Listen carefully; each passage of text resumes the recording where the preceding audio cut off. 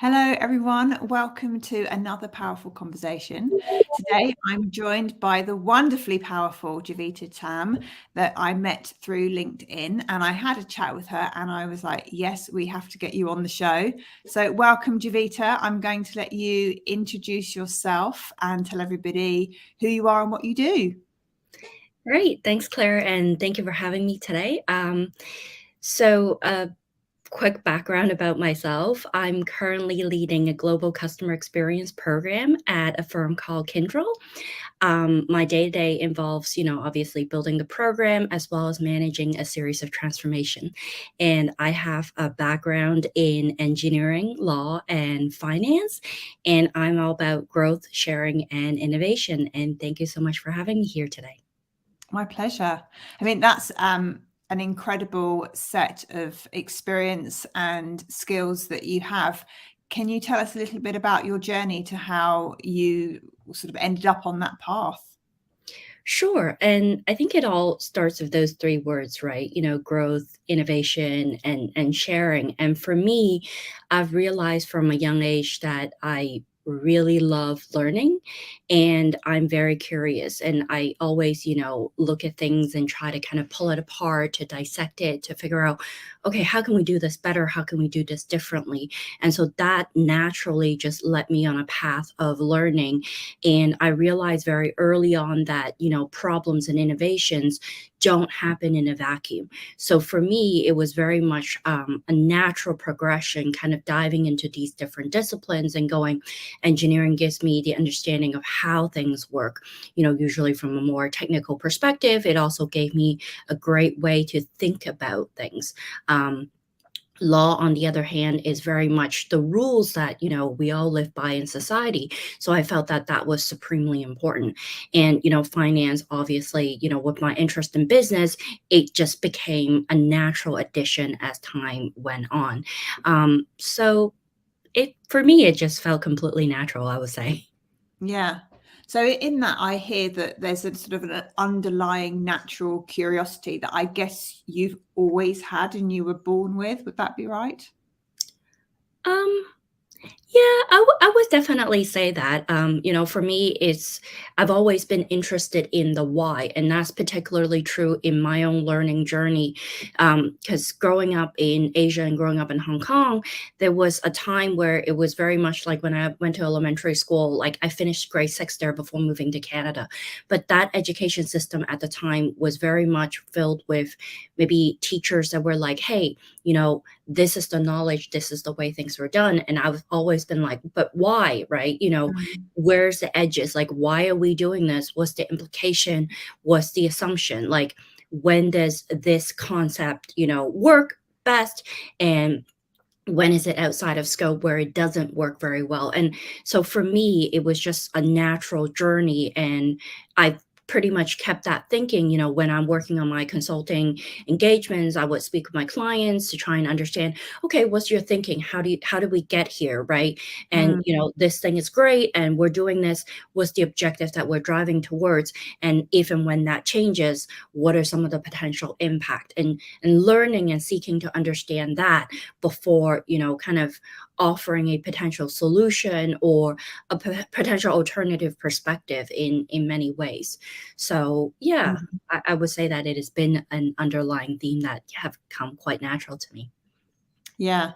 And what's your thoughts then on, because I'm just thinking about obviously the educational systems are very different in all countries, and having children going through education myself, it feels to me like there's starting to be, at least in the UK, more emphasis on encouraging children to be asking the question why and having that curiosity so that it can be cultivated in life. But what would you say to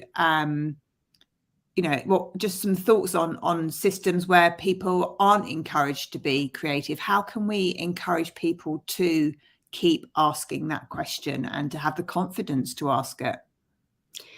I don't know if I'm the best person to answer that question because obviously it's been a number of years since, I've been in Yeah. school. And just kind of back to the original point, I grew up in Hong Kong, studied all the way up till grade 6, and then I moved to Canada, which was a completely different education Mm, system, which I would say worked better for my personality. And yeah. then subsequently, went off to studying in the States, and then, here in the UK, and moved like kind of back and forth between the different jurisdictions. And I'm sure, things have changed substantially since, I have gone to school. But I think that to me, right, obviously, just like as adults, we spend a lot of time at work, children spend a lot of time in school, the kind of thinking around that environment is very important. But I think that, for me, learning is something that happens all the time. It's not Yeah. that I only learn in a specific environment. And I think to your point, right, that whole idea of curiosity and encouraging of asking questions, that's, I think, more of a life view for me, right? It's the Yeah. way I live life as opposed to, just my attitude around, education. I think curiosity is something that, we need to be mindful about cultivating every day because, there is like, particularly as we're all, working, there's the idea of the structure, the getting things done, the BAU, business as usual, and all those wonderful things. But at the same time, it comes down to balance, right? Giving ourselves that space to, okay, this is what needs to be done now, but also taking a pause and go, okay, now's the time to ask some questions. And Yeah. then putting the two of them together and doing it in the right proportion for our roles and goals and our stages in life, right? Yeah. Because obviously in the professional world, if all of us just sit here and just ask questions, that may not end up so well with our employers. But, at the same time, if we just execute without that vision, without that, reflection, that also would cause problems. So I think, it very much is how do we look at this holistically? And for me, it has been a journey to try and constantly refine and to figure out where that balance point is. And, as a person who's practicing yoga and who's sharing the practice of yoga and meditation, one thing that I always share is the idea of balance is something that's dynamic, it's not static, right? The minute that you feel like you've got it, you kind of fall off. And it's okay to fall off. We just get back on, which is why it is a practice, right? Yeah. So yeah, so for me, I think it's more of a philosophy driven thing. And I kind of work hard in a sense to allow it to manifest in all areas of my life.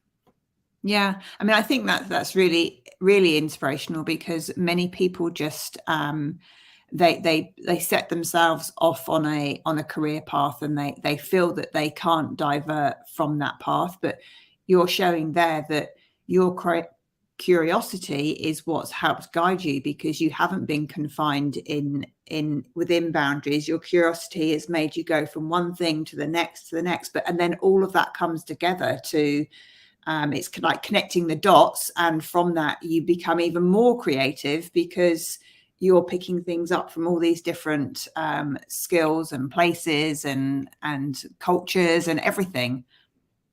Yeah, and thank you very much for that. And I think, part of it is that, as I, have been now, working for a number of years, I have seen that in the industry, certain things are changing, right? When I first started, I still remember was the fact that I graduated, first time I graduated was '08. So we all remembered, how that economy was like. And there were quite a number of people that were very, very rigid, right? Mhm. At the time I'm already like an engineer, I've work experience and things like that, but people were still looking for a certain thing. And fast forward a couple years, I finished, law schools, got my master's, got admitted to New York bar, and there were still people that were telling me that, hey, we won't consider you for this internship unless you have an MBA. I'm like, Yeah. well, I've been working for a number of years, heavily involved with, some business stuff. And, I know my way around. There's still much things to learn. But I knew that, okay, this is perhaps not the right person to have this conversation with. But fast forward a number of years, I think that there are more and more people that are starting to understand or is more willing to kind of show that flexibility. And in some cases, it is taking a risk to, embrace a candidate with a more diverse background. So I'm Yeah. definitely kind of seeing a shift in things as well. So hopefully that shift continues. And I think there is a place, a time and place for having a broad view and a very strategic approach, but there's also a time for a very specialized skill set, right? And so on. But I do believe that sometimes it's important to be able to be flexible between the two, right? And understand, looking at what's at hand, what can we benefit from most right now? And I do believe we each bring something, unique and special to the table. And it's about collaborating and really taking it forward to the next level, right? Yeah, yeah. I think there's a lot in that, and what comes to my mind is, and you've mentioned it already in this conversation, is you're going back to like yoga and all the philosophies that surround that. Would you say that has been one of the foundations in learning to have this balance and to be comfortable with the left and the right and the creative and the analytical? Most definitely. I've always been interested in philosophy. It's one of those, like, as I dabble into my reading, when I was younger, I was reading more, kind of Asian philosophy. I read a lot of, psychology type books. And then I didn't really know how to kind of put it together, right? And I just Mm. lived life and, was piece by piece trying out different things. If something worked, I kept it. If something was not so great, I was like, okay, let it go and, like, revisit it later or whatever. But it was when I really dove into my yoga practice and my yoga teacher training. And for a time, I was, studying yoga philosophy with a teacher on a very regular basis, that I was really able to kind of pull it together and go, okay, using this as kind of a foundation of a lot of the thinking to be able to articulate it and Yeah. a more of a system for me to in a more structured way explore and gain more self-awareness. So I would definitely say that the yoga philosophy is a very strong foundation for me to build upon many of these things that I do. Yeah, and I think that will come just hearing you say that. I mean, I totally get it, and I'm totally with you, and have been on a similar journey. But I think there's a lot of people who probably still see yoga as just being something that's for super flexible people that can put their hands flat on the floor and just to have some sort of peace and calmness in their exercise. But what you're showing here is about really deeply living the philosophy that yoga asana just like is a foundation or a support of the whole big picture. Well, I think, it is a journey, right, for all of us. And I think, a number of years ago, right, when I first started practicing yoga, it was way less popular. And yes, I think that there's definitely a lot of yoga studios out there. And, there's a lot of emphasis on, as you said, the yoga asana, which is the physical piece. But as we dive into the practice, we know that, there are at least, 8 limbs of yoga. So there are many different disciplines of it. And while, the physical aspect of it may be most accessible for a lot of us given the availability. I think that, as we kind of dive into it and as we kind of find that space within ourselves, naturally we would be asking more questions. And then I think that's where the discovery journey begins. And then, that's when that's certainly what happened to me. Was I was like, I wanted to learn more. There must be something behind this, going back to Yeah, kind of my curiosity of well, why are we doing this, right? Why yeah, is it working? Why am I feeling this way? And then, one thing lead to another, and then, kind of piecing it together. So, yeah. And I can, that completely resonates with me. I mean, I started my yoga journey probably in, I think it was 99. when I was feeling immense stress in the work that I was doing. I was on a punishing routine and working way too many hours a day. And I went to yoga to save me from that. And it really helped reduce my stress and anxiety. But even like the tension that I was carrying around here and here, just doing all of it, Yeah.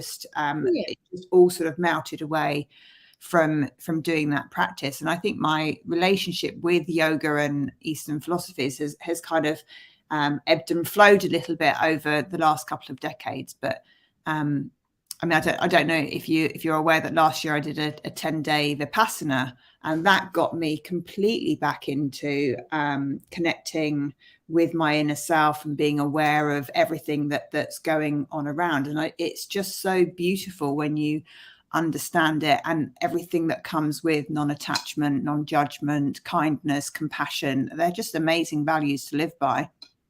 Yeah, and I think, you mentioned Vipassana. So there's, again, a lot of these is about the balance between, or not so much a balance, but, the idea of awareness on one hand and equanimity on the other Yes. hand. And then there's the idea of non-attachment because, we all have very demanding roles and jobs. And for me, a lot of the journey has been, first coming to the awareness and then realizing, hey, focusing on this is what I can put forward, right? Yeah. This is what I can do, but I can't necessarily control the outcome because there are a lot of different inputs. But Yeah. taking that a step further is the idea of this is not just non-attachment, the idea of not pushing on string, not being committed, or not holding myself to an outcome that I can't control, but also understanding the idea of stepping back, right? Giving myself that space, giving my mind, my body to exercise his own natural intelligence to do his thing. And from there, it means actually I'm more connected, right, Yeah. to the bigger picture and to the wider community, right? Yeah. And so for me, that's kind of what it means is really giving that space, and then from that space, we can respond to life and we can grow, and that's where we can really be connected. Because I think sometimes with Vipassana and with some of these type of philosophies, when people think about non-attachment, I frequently hear it just means, oh, you're cold, you're withdrawn, but it actually really Yeah. isn't. It's kind of stepping back Yes. and then being more connected, right? And I think Exactly. that for me works very well into kind of my philosophy and the way I live life. And it goes into kind of the sharing aspect of it is Yeah. sometimes in order for me to kind of be able to share and be supportive, I have to give myself that space and not to kind of get caught up in sometimes my own emotions of, oh, Yeah. this is how I feel about X. And so therefore, but kind of stepping back. So yeah, Yeah. definitely on the same page with you there. Yeah, no, and I think it's absolutely beautiful. And so I suppose this is probably a hard question to ask them, because I want to ask you about some of the challenges that you've faced in your life. But I suppose reframing that question even is, sure, everybody has challenges in their lives, but how have you found that all of your practice has helped you face those challenges? And you've covered some of it a little bit already. Well, and I think, when you speak about challenges, and as you said, we all have our own, set of challenges, right? Mm. And I think, as I said before, it's most definitely a journey. And for me, obviously, given my training, right, as an engineer, as a lawyer, there's a side to me where I'm a very structured thinker, right? I'm a planner, I'm a recovering perfectionist. There's a side of me where I like to plan things, and I think it's important for us to, you know, be smart about structuring our lives so that the thing that we want to prioritize get the attention that it can. But at the same time, the flip side of that is about being flexible, being curious, and giving ourselves that space to kind of roll with the punches, and rolling with the punches in a way that is not resentful, or I'm rolling with the punches, but more of this, all right, cool, I'm relaxed about this. I know that things aren't always going to go to plan, but I know what I'm doing. I have a solid foundation. Let's go. Let's have a great adventure, right? And I think to me, it's constantly trying to find this balance and exercising this balance that Yeah. has helped me in kind of managing the things that I do and to constantly kind of push it forward and elevate it to the next level. Yeah. Yeah. No, I can totally see that. So what if you had to give somebody a piece of advice if they're feeling a whole lot of stress in their life right now, what would be the one thing that you would suggest they do to start a journey of change? Because you can't change overnight, but if there was just that one little thing that somebody could do, what would what do you think it would be? That's a very good question. I would say because, like, it's obviously very difficult to share a one size fit all because we're all different Yeah. and we all perceive what we're experiencing very, very differently. But what I would say, would be perhaps try to spend 5 minutes, literally 5 minutes, turn off all notification, turn off the phone or whatever, find a quiet place to sit there. If there's no quiet place, try to put on headphones, noise canceling headphones, or if there's no noise canceling headphones, just put on some kind of like rain sounds, water sounds or whatever, and sit there for 5 minutes just trying to observe one's breath. Yeah. And and just do it for 5 minutes every day. And, Yeah. likely in the beginning, it would very much be like, I'm just sitting here feeling very agitated, eyes closed. I wanna open my eyes. I have opened my eyes. This is, the worst idea that Jovita has given me. What the hell? Stick with it and just every day, just keep showing up for yourself for that 5 minutes. And I think in time the space will come and one will realize that space, and with the space I think internally the awareness will come, and whatever answers that we're seeking, it will come to us. It Yeah. may be a very long journey and it may have to turn from 5 minutes to 10 minutes, Yeah. but I think it's just every little bit counts, and it's about making that commitment to show up for yourself, to discover that space. Yeah. And I can attest to anyone that is listening that this is something that utterly works. It really does work. Um, and it's about having that consistency and just being kind to yourself when you're doing it. And it really, really, really does work. Yeah. Yeah, and again, with a lot of these things, like the journey is not necessarily, sugar and spices and unicorns and everything nice, but it's about kind of the persistence, the showing up, the kindness, Yeah. and don't expect it to come overnight. And I think that's also a lot of things as we are facing different challenges, or going through a rough patch in life, is sometimes we're actually having expectations of ourselves, of the situation, and we are locked into a particular lens that Yeah. we may not necessarily be aware of or be able to articulate to ourselves. And I think that's a time where, if possible, practice that gentleness, even if it's 5 minutes a day, 10 minutes a day, just telling yourself to kind of let go. It's okay, you know will make a difference over time, because we all have to start somewhere, right? Yeah, exactly. And I think something I would add to that is I used to always feel that I had to have words to articulate what it was. But the more I've done it, the more I realize that it doesn't matter if I can't find the words, as long as if I can feel it inside me, then that is enough. I don't need to be able to articulate it to anybody. It's what I feel that is important. And that was quite a revelation to me. It was like, the words don't matter. The words are made up anyway. They're there to communicate an idea to somebody else, but it's how I really feel that's important. I think that's very powerful, but what I would add is to say that I think that words do matter, and it is for communication. It's most definitely Yeah. for outward communication. I Yes. agree with you 100% that, sometimes we just feel something and we don't want to rush to put it in words to it.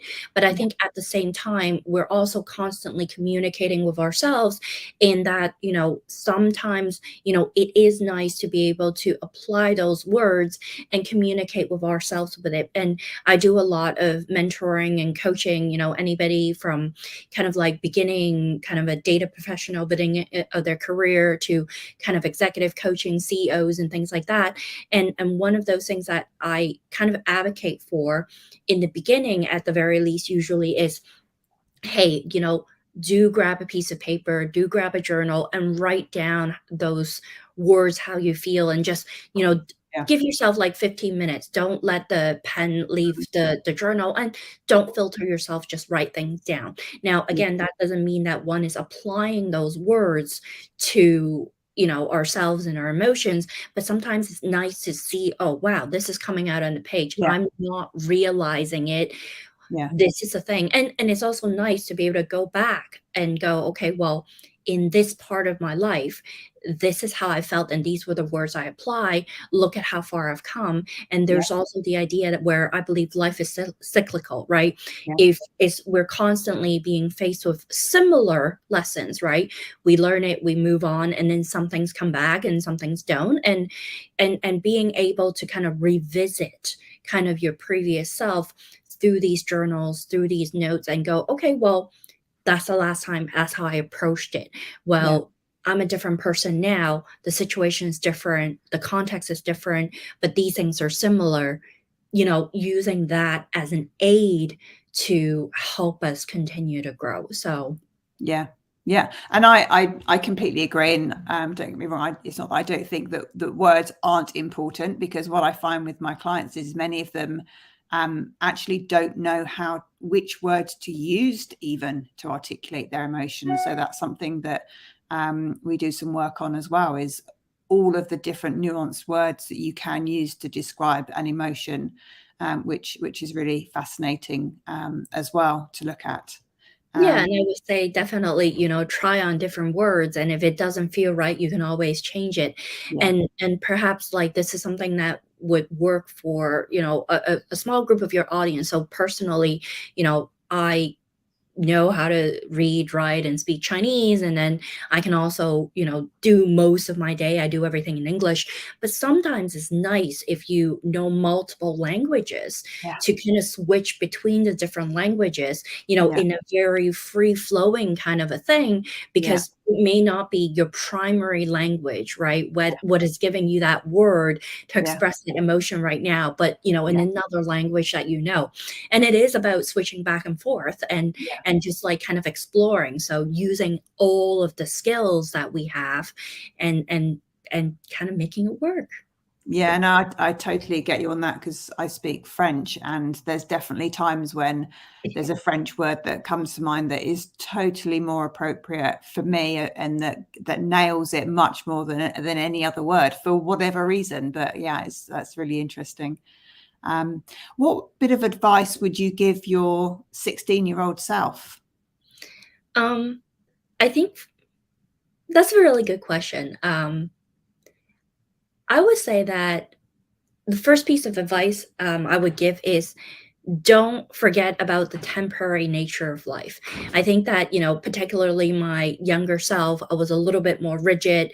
And I was like, okay, well, looking at everybody that's grown up, I was like, okay, this is the journey, this is the path, like this is, all of these things. But I think that I would definitely tell my 16-year-old self, it's like, it's okay, everything in life, the only constant is in life is change. And it is temporary, and even life itself is temporary. So don't be afraid to go out and try different things. And if it's working, you keep it. If it doesn't work, then you're like, okay, Yeah. try it again later, and maybe the context will come around. And when it would be appropriate again or relevant again, and go after the really big things. And certainly I was quite ambitious, my younger self, and I still have certain expectations of myself, of working hard and putting forward the effort and everything else. But I think part of it, when my younger self like more frequently fell into the, oh, what am I going to do, it is like this now, right? Yeah. And knowing that the context can change and I will grow, so recognizing that temporary nature, um, Mm. and just being bold, because I think that that is something that we need to constantly remind ourselves of, is that it's okay, just give it a shot and kind of see what happens. And I think the other thing would be, just to say to my younger self, hey, you're on the right track, continue to be curious and go on an adventure. Um, Yeah, so I love it. I think they're really wise bits of advice that are, I mean, literally useful for everybody. But yeah, I think you need to just start trying it and start believing it to really feel the benefits as well. yeah, and I there's like, over the years I've kind of now used a framework which is called start, stop, and keep. So this is something that I do not just, as a year-end review, but for projects, for many different things. I would kind of take a pause and go, okay, well, we're at a natural point of sorts, right? What is it that I want to start doing with this? What is it that I want to stop doing with it? Or these things have been working, let's keep it, right? Yeah, And I've noticed that, that really helped me articulate things more succinctly, right? yeah, As we're in the hustle and bustle of the everyday and we're just putting our head down, getting things done, it's nice, right? To have it, I have it in a notebook. I would maybe title kind of the subject area of whatever it is, my start, stop, and keep, and then just be like, hey, am I still doing these things, right? yeah, It's a commitment to myself. If I say, hey, I'm going to stop doing this right now because it's just not the most effective thing, or it's not really the best thing for me right now, just having that visual reminder, right? And kind of going at it that way, so it helps me try on different ideas yeah, and kind of stick with it, at a tactical level as I execute the everyday. yeah. Another amazing tip and tool for the audience to try out. Thank you. Do you have a motto that you live by? I've definitely, tried out various different ideas. But I would say for the past couple of years, like, I do have like three of them. One of them is a quote by Albert Einstein, which says, we cannot solve a problem with the same thing we thinking we used when we created them. And this is something that I've used very heavily in my personal life, as well as, with my consulting client work, right? Going in to figure out, okay, well, love the intention, kind of love the journey, but we're here now. Whether we're looking to solve a problem or whether we're looking to kind of, introduce innovation, take it to the next level. I'm not saying out, hey, let's throw out everything that we've done in the past and all of the thinking, but it's time to see, can we tweak it? Because Yeah, if we have exhausted this thinking and we constantly rely on it to say, okay, let's get something different from it, it doesn't really work out, right? If we kind of plant a seed of an apple tree, and then we kind of like look at it and go, okay, why aren't I getting oranges? The yeah, answer is quite obvious, yeah, right? So just kind of going back to the fundamentals. So that's one thing. The next thing is a theme that I think we've been talking about, all of today, which is the idea of space. So this is another quote, which is, between stimulus and response, there's space. In that space is our power to choose our response. In our response lie our growth and freedom. So it's just constantly reminding myself that, hey, yes, we all live in this modern digital life. Emails dinging, Teams is dinging, WhatsApp is dinging, Slack is dinging, everything is dinging. But are we still responding, right? Bringing ourselves, showing up as our best self, responding to all of this? Or have we started reacting? yeah, And without that space, it is very, very difficult for us to respond and to bring our best selves forward. yeah, So that's by Viktor Frankl. And the last one is the best way to predict the future is to invent it. And that's by Alan Kay. So, all of this reflection is great. All of the strategic thinking, everything is great. Creativity, curiosity, everything is great. But I do believe that, let's take action, take a step forward, Yeah. and make it happen for ourselves.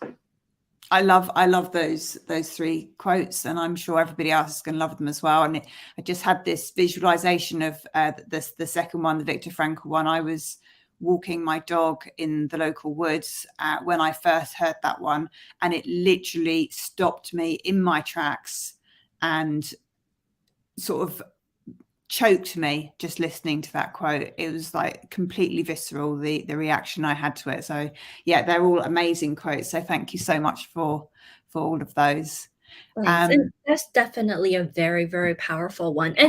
And for those who may be more of a visual person, this is the way I often explain that one is sometimes, like, let's say if you're thinking about interior design and you're decorating your space, right? Frequently we would scroll online, like, what furniture do I want to get? What accent pieces, what art pieces would I want to get? But at the end of the day, the space that, that interior design space that we have is made up not just with those stuff, but with the empty spaces, right? And we can't just put our focus on, what we're going to hang on the wall. It's also important for us to realize, hey, let's leave some white spaces so that we have the right pop with the right accent and everything else. And sometimes in today's life, at least for me, there's a tendency of like stuffing a lot of things in, and then it's like, oh crap, I don't even have enough like space to move around. And it's like, okay, time to declutter, sort of a thing. And just reminding myself that both, what I put into my life and what I choose not to do, and reserving that space for my life is equally, in many cases, contributing to, living a deliberate and intentional life. Yeah, I love that. That's really, really, really lovely. Thank you. I've really enjoyed talking to you, Jovita. All of our conversations are fascinating. There's so much overlap in our thinking. So thank you so much for your time today. I know that the audience are going to love this conversation. How can people follow you, get in touch with you, hear more of what you've got to say? I'm on LinkedIn. So, look me up, send me a connection request, follow me, DM me. Would love to have more of these conversations. Amazing. Thank you. And thank you everyone for joining us. I hope you've enjoyed the conversation. We'll see you again. Thank you. Thank you.